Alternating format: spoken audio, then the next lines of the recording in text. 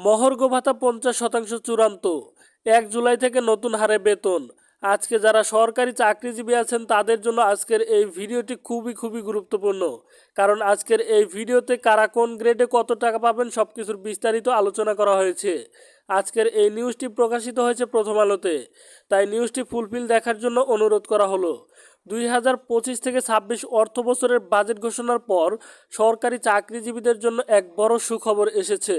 সরকার চূড়ান্তভাবে ঘোষণা করেছে আগামী 1 জুলাই 2025 থেকে সব গ্রেডের কর্মচারীদের জন্য নতুন হারে মহার্ঘ ভাতা কার্যকর করা হবে।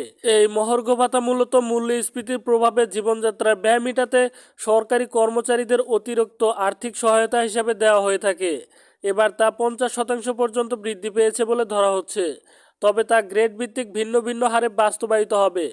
নতুন সিদ্ধান্ত অনুযায়ী 1 থেকে 9ম গ্রেডের সরকারি কর্মকর্তারা মূল বেতনের 15% হারে মহার্ঘ ভাতা পাবেন। অন্যদিকে 10 থেকে 20তম গ্রেডের কর্মচারীদের জন্য ভাতা নির্ধারণ হয়েছে 20%।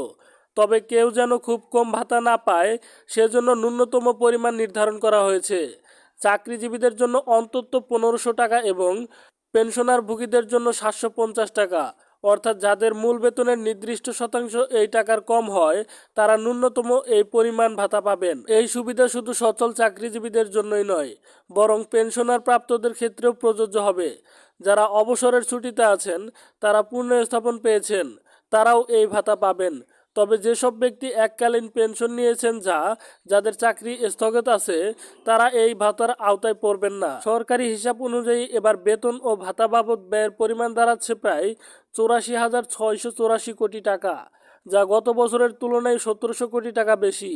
এই বরাদ্দে কর্মকর্তা ও কর্মচারীদের আলাদা করে ব্যয় ধরা হয়েছে এবং ভাতা বাবদ বরাদ্দ রাখা হয়েছে প্রায় 41,000 কোটি টাকা।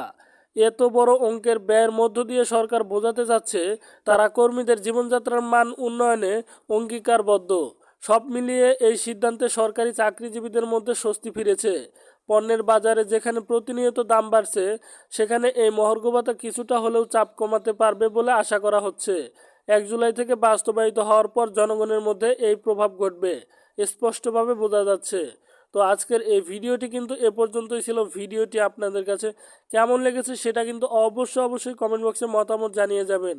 সবাই ভালো থাকবেন, সুস্থ থাকবেন।